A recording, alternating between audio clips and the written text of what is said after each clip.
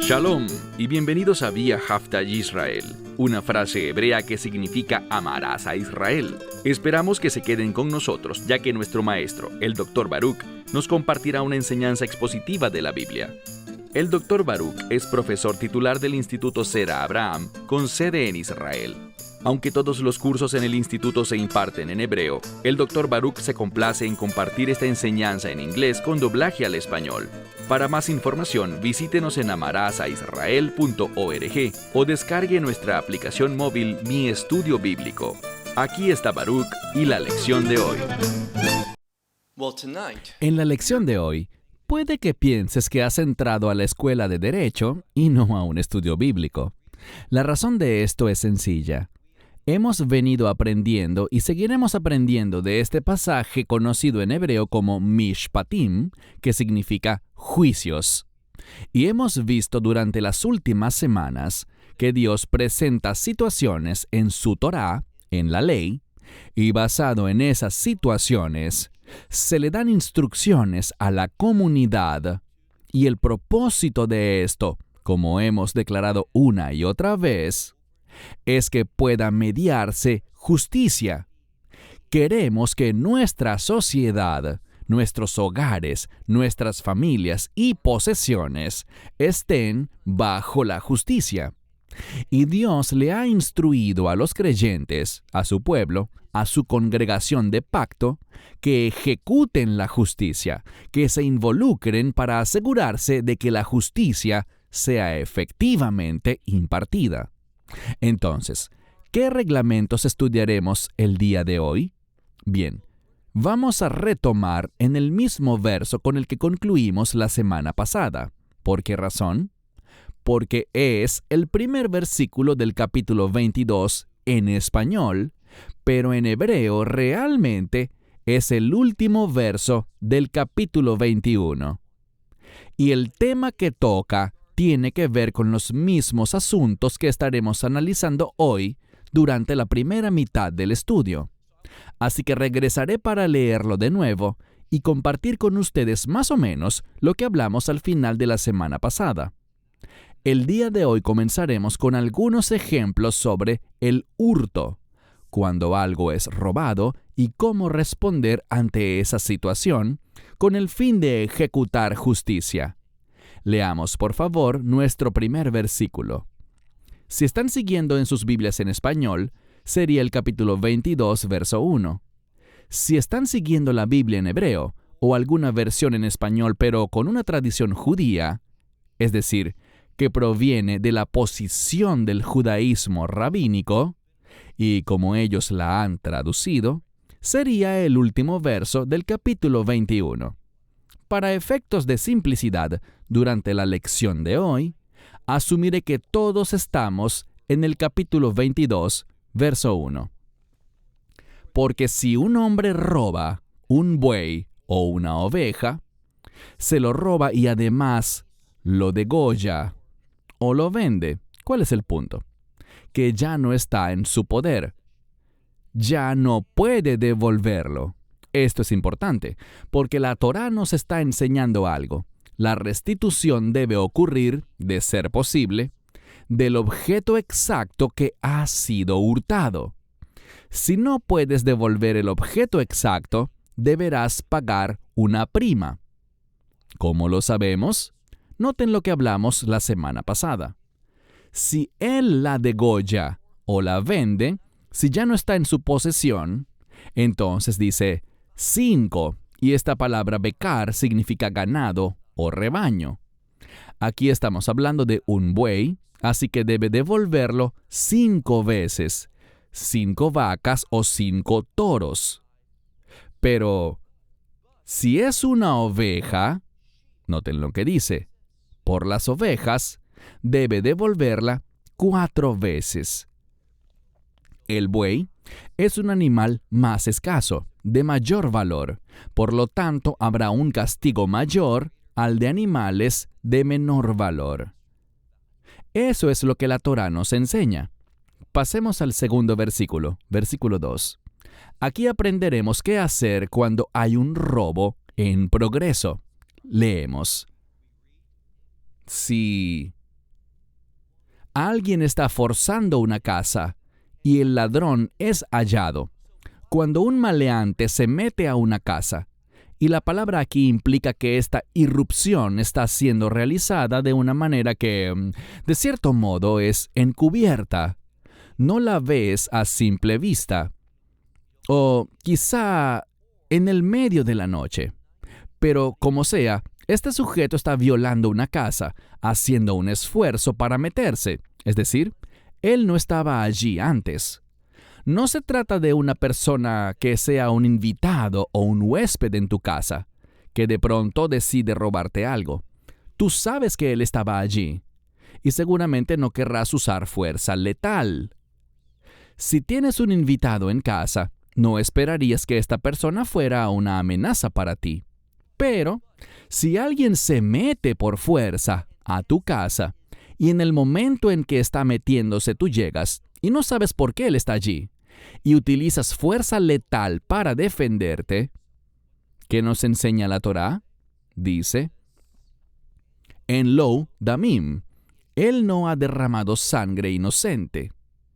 La situación es que, a pesar de que es un robo en progreso, tú no sabes qué intenciones tiene ese sujeto. Puede que tú estés defendiendo tu vida inclusive. Por lo tanto, si utilizas fuerza letal y este ladrón muere, no habrás derramado sangre inocente. Pero mira el siguiente verso, verso 3. Im yarja hashemesh alaf. Si el sol brilla sobre él.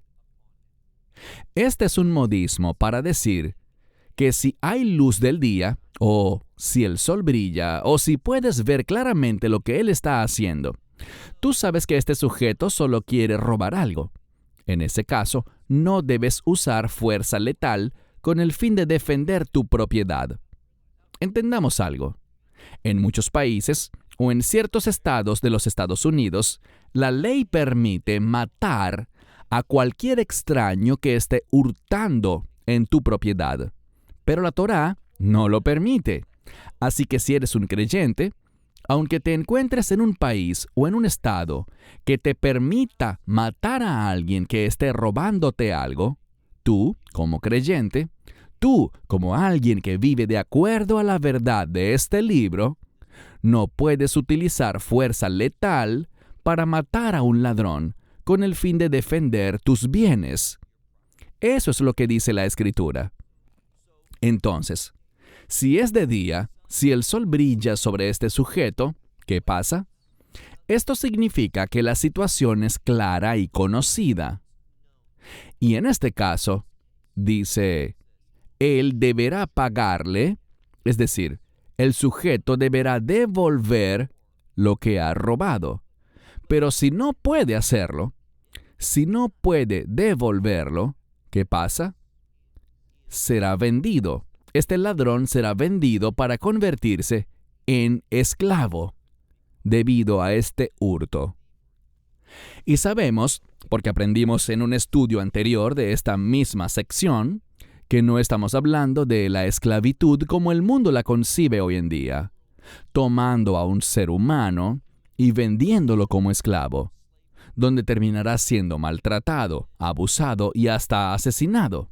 De eso no es de lo que habla la Biblia. Recuerden que un esclavo, bíblicamente hablando, solamente servirá por un máximo de 6 años, e incluso si esos 6 años no son suficientes para pagar por completo la deuda, igual saldrá libre. Si es menor el tiempo, quizás solamente algunos meses de servicio bastarán, y quedará libre al cumplirse ese plazo. Así que si el ladrón no puede devolver lo robado, se convertirá en esclavo del agraviado, según el verso 3. Ahora verso 4. Pero, si fuese hallado en su mano lo que ha robado, bien sea un buey, o asno, o una oveja, si es hallado en su poder cualquiera de esos animales y aún está vivo, dice que pagará el doble. No es suficiente devolver lo robado. Si esa oveja cuesta $50, él deberá devolver la oveja que tiene en su poder más $50. Si resulta que la oveja no está viva ni en su posesión, entonces tiene que hacer lo que dice el verso 1. Si es un buey, 5 veces. Si es una oveja, 4 veces. Pero si está en su posesión, él devolverá al animal y además pagará su valor monetario. Tendrá que devolver esos $50 además de la oveja viva. Entonces, noten algo más. Verso 5. El tema aquí ya no será el hurto, sino que hablaremos sobre la negligencia. Esta es la situación. Si un hombre consume el campo o la viña, ¿y cómo alguien hace eso? Si él provoca daños sobre el campo o la viña de otra persona, ¿cómo esto es posible? Enviando sus bestias. Este sujeto deja libre a sus animales para pastar, pero ellos salen de su campo, de su propiedad, y penetran el campo o la viña de otra persona, causando daños, comiéndose sus frutas o sus granos, sus productos agrícolas. Dice aquí que, por tanto, con lo mejor de su campo o con lo mejor de su viña, deberá pagar. En este caso no vemos un hurto, no se aprecia aquí a nadie robando nada, pero sí hay un descuido. En ese caso, él deberá hacer una restauración, una restitución, y fíjense cómo lo dice, con lo mejor de su campo. El problema es el siguiente. Digamos que yo tomo prestado un automóvil, pero ese auto sufre un accidente y queda destruido por mi negligencia. Yo no puedo dar mi vehículo como reemplazo si el mío es de menor valor.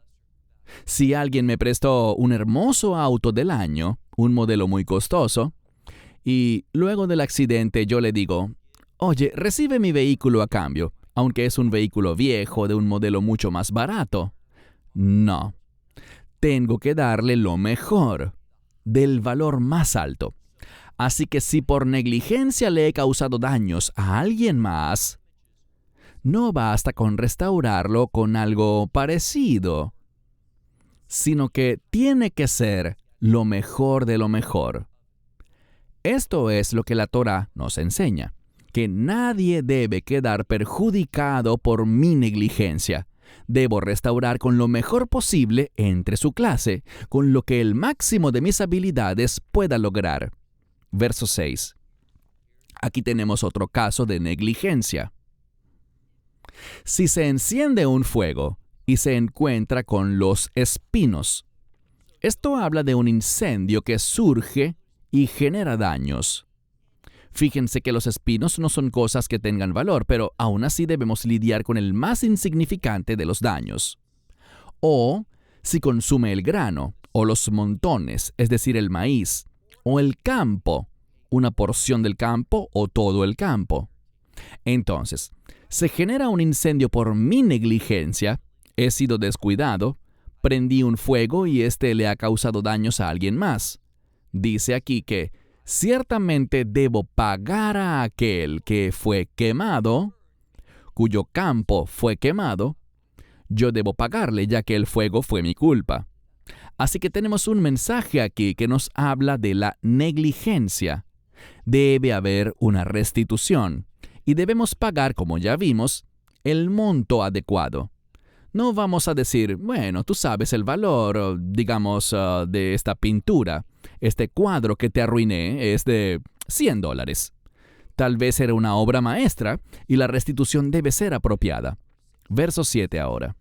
Aquí seguimos hablando de una negligencia potencial, pero no se trata de algo que me he robado, ni de algo en lo que fui negligente y causé daños. Aquí tenemos una situación totalmente distinta. Verso 7. Leemos. Si un hombre le da a su prójimo dinero o vasijas, cualquier tipo de bien, para que se los guarde, entonces si alguien me da dinero para que se lo guarde, o cualquier otro bien material, ¿y qué pasa? y fuere hurtado de la casa de aquel hombre. En este caso, alguien se mete en mi casa y se lleva lo que algún amigo me confió cuidar. ¿Qué ocurrirá? Sigamos leyendo. Y si fuese hallado el ladrón, entonces alguien, digamos que me da $100. Yo lo guardo bien en mi casa, pero alguien se mete a robar y se lo lleva. Pero en este ejemplo, el ladrón es hallado. Entonces, él tendrá que hacer la restitución y yo no. Ahora, ¿qué pasa si no encuentran al ladrón? Si no se halla el ladrón, dice que el dueño de la casa, en este caso yo, seré traído delante, y noten la palabra, Ha Elohim. El término Elohim es Dios, pero este es otro ejemplo similar a uno que vimos hace algunas semanas, de que esta palabra, en este contexto, no significa Dios. Sabemos que Elohim comúnmente es Dios, pero en este contexto significa jueces. Entonces, el dueño de la casa que fue violentada es traído delante de los jueces. ¿Y qué ocurre? Si él no ha extendido su mano sobre la propiedad de su prójimo, si no fui yo quien lo robó, soy inocente, yo no lo hice. Por tanto, ¿qué pasa? Bien, se indica en este caso que yo soy inocente. Esa es la implicación. Si se descubre que yo no lo robé, no soy responsable, ¿cuál es la implicación? Esto debería ser visto tal como si ese bien material o ese dinero hubiese estado en la casa de su dueño verdadero.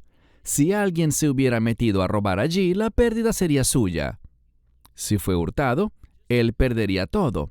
El hecho de que él me lo haya confiado a mí, si alguien me lo roba más yo bajo juramento testifico ante los jueces que no lo hice, no me corresponde hacer restitución alguna. Verso 9. Aquí tenemos un párrafo de resumen. Leemos. En cuanto a todo asunto considerado un crimen, la palabra es peisha. Peisha es una acción criminal.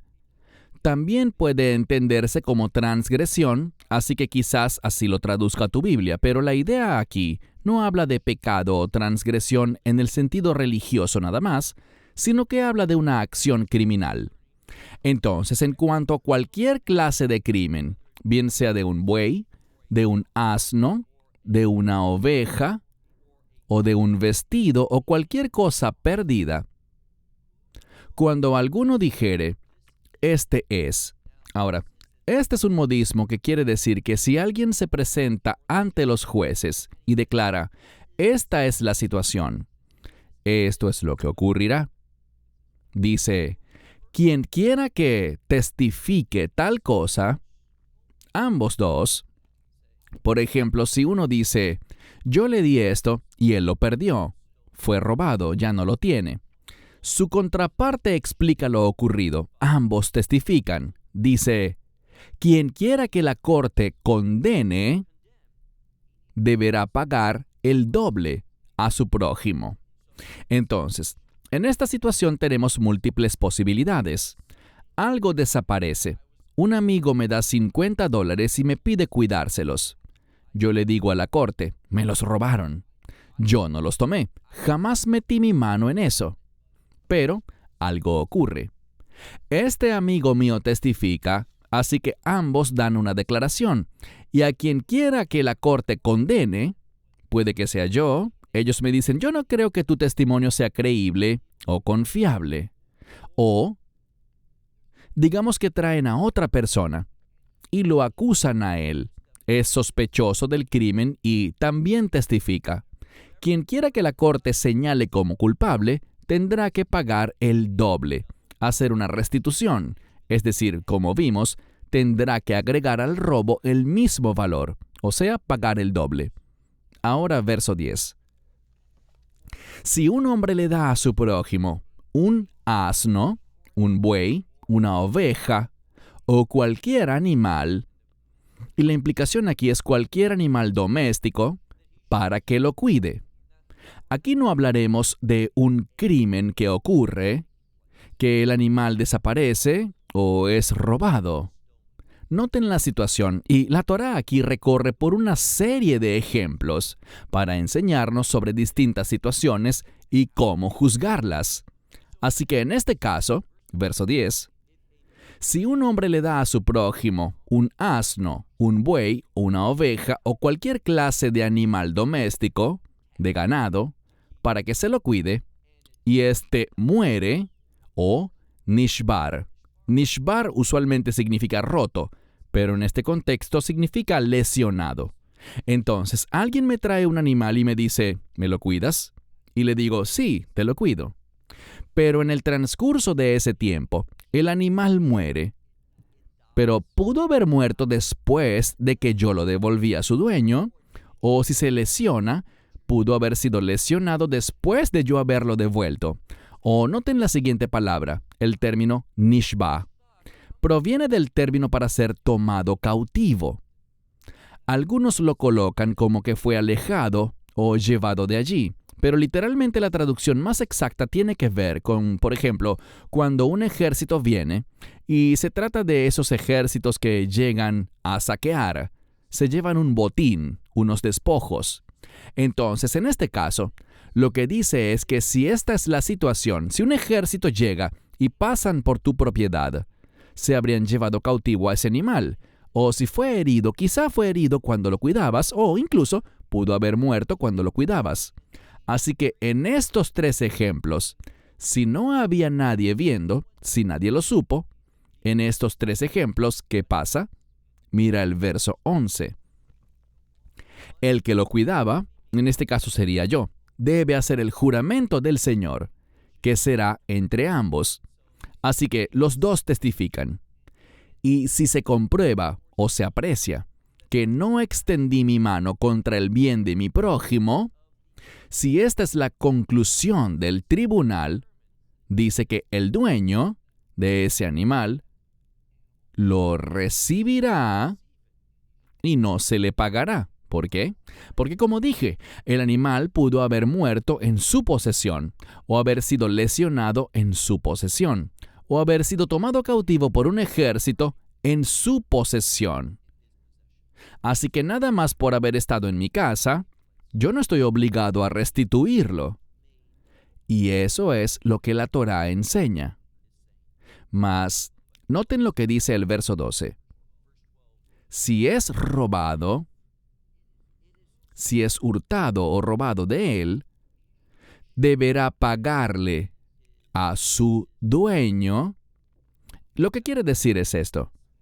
Aquel que lo ha robado deberá pagar a su dueño.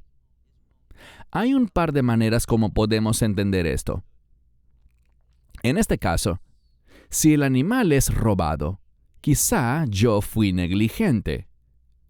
Lo dejé olvidado en el camino porque no era mío, así que me toca hacer una restitución normal, no doble, sino normal. O si el animal robado se recupera, él debe devolverlo. Esto no tiene que ver con bienes materiales en general, sino específicamente con animales que están siendo vigilados o son entregados al cuidado de alguien más. Verso 13. Una situación diferente. Aquí hablaremos de un animal salvaje que viene y mata a este animal doméstico que estaba siendo cuidado. Él presenta el testimonio de esta acción. La palabra aquí es esta. Él traerá el cadáver para demostrar que no fue sacrificado y que no fue comido parcialmente por mí, sino que es claro que un animal salvaje se lo devoró, y usualmente un animal salvaje no se lo come todo, y siempre queda evidencia de que fue atacado por un animal. En este caso, noten lo que dice. Él no pagará. Así es, en esta situación el que lo cuidaba no pagará. Verso 14. Un ejemplo diferente. Si un hombre le pide a su prójimo, en este caso es tiempo de cosecha, y resulta que en este ejemplo la situación es que yo le pido a mi prójimo que me preste a su buey, con el fin de arar mi campo o cosecharlo, cualquiera sea el caso. Y en el transcurso del tiempo que ese animal está conmigo, dice, se lesiona o muere. ¿Qué hacemos en esa circunstancia?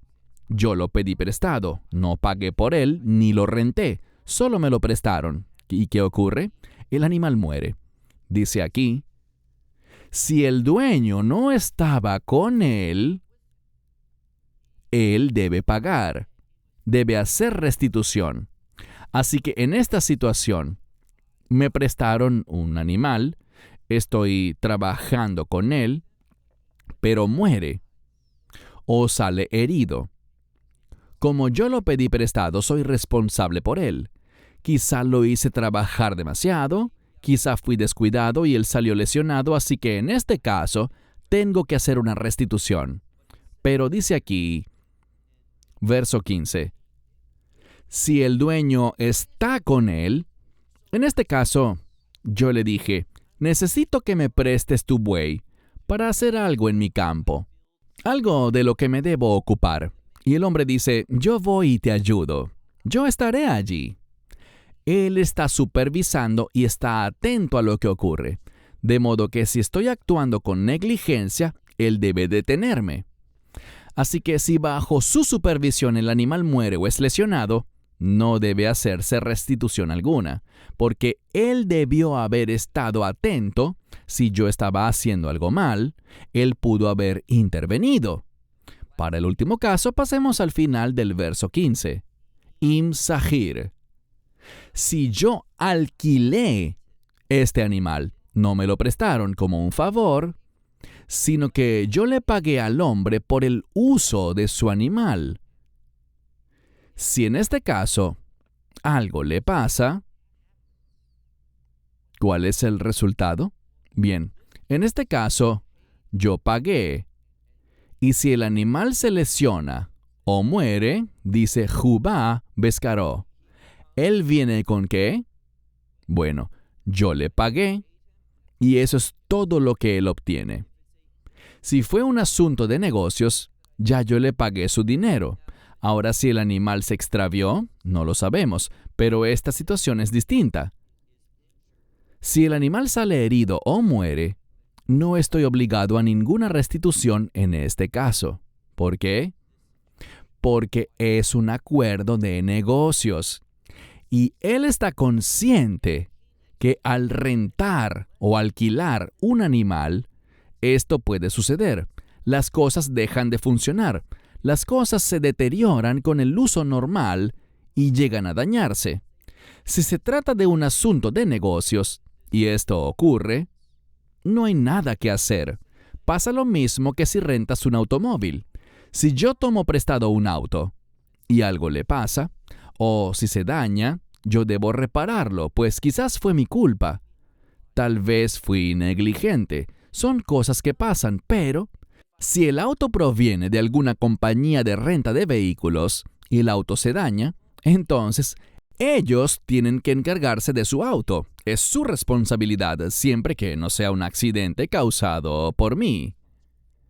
Pero si el carro simplemente falla o algo ocurre durante el alquiler, se daña la cadena del tiempo, por ejemplo, y el motor se avería, cosas así. Yo no soy responsable, porque el dueño del vehículo tiene este tipo de negocios. Son algunos ejemplos de lo que vemos en la Torá con el fin de impartir justicia en cada situación. Cierro con esto. Hasta la próxima semana, cuando continuaremos en este mismo capítulo 27 del libro de Éxodo.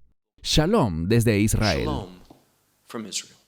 Esperamos que te hayas edificado con el mensaje de hoy y lo compartas con otros. Te invitamos a seguir nuestros estudios cada semana por este canal y por el portal de YouTube de Amarás a Israel. También puedes descargar nuestra aplicación móvil gratuita, Mi Estudio Bíblico. Finalmente, para obtener más información sobre nosotros, visita nuestra web amarasaisrael.org, donde encontrarás otras conferencias de Baruch en audio, video y texto. Hasta el próximo programa. Que el Señor te bendiga en Yeshua HaMashiach, Jesús el Mesías, mientras caminas con Él. Shalom desde Israel.